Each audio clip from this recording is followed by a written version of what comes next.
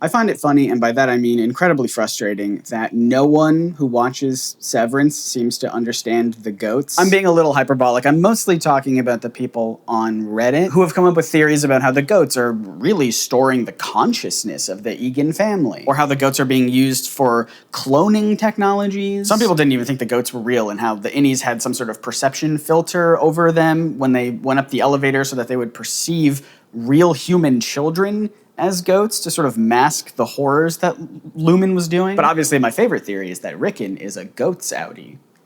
It's pretty good. Even professional reviewers don't seem to understand the goats, and this all culminated in the other morning when my wife was listening to NPR's Pop Culture Happy Hour, which she does nearly every morning without headphones. So that also means that I listen to NPR's Pop Culture Happy Hour against my will. And there were several people on the panel, but one in particular who was very hung up on not understanding the goats and wanting more information about the goats. This season veered into weird for weirdness' sake. Why did no one ask Brienne of Tarth what her name is, what was up with the goats? Brienne of Tarth. Mark, you're standing right there. Ask about the goats. And I don't understand what all the confusion is for. The show literally shows us and tells us in the season 2 finale, the goats are just sacrifices for Keir Egan's weird little cult. That's it. And to be fair, there are people on Reddit who called this years ago, but even their posts are being called out by other commenters saying, well, that would be disappointing if that was true. I mean, it's thematically relevant and thematically on brand with the story, but I don't know, I want a bigger twist. But why? Why do you need a bigger twist with the goats? Severance isn't trying to be this big, hard sci-fi story about cloning technologies and uploading people's consciousness into animals and things.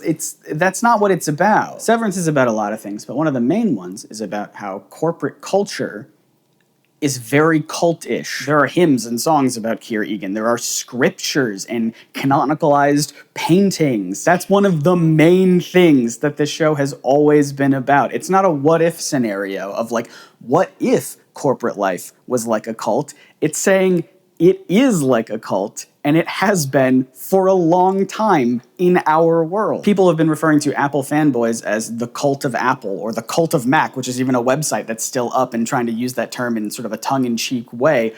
Also kind of funny that the show airs on Apple TV+, but you also see this sort of thing in modern day. Crypto bros feel very culty. The boom of AI feels very culty. But the thing that all of those tech companies and tech products have in common today is that they are trying to feel very hip and cool and niche and underground, and we're gonna move fast and break things. We're not a stuffy corporate office. We're the new frontier, right? And what Severance does is it takes those same ideas, those cultish vibes that we see in our world, and it puts them into a tech company that feels so overwhelmingly corporate and boring that you can't help but go, oh, this is a cult.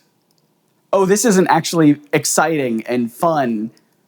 This is just a cult. Going back to Pop Culture Happy Hour for a second, though, my favorite thing is after so many comments about the goats and people on the panel not understanding the goats, one person, the only voice I trust on this program, Glenn Weldon. I'm just going to say I cannot remember a more satisfying season finale. What? This thing hit every box that needed checking plot-wise, which is impossible. I thought it was impossible, but it did it. Just an absolutely brilliant writer and someone who definitely does have media analysis skills. You can hear in his voice how frustrated he is that no one else on the panel understands the goats. Also, Glenn, for what it's worth, I still don't understand the goats. I'm still very confused.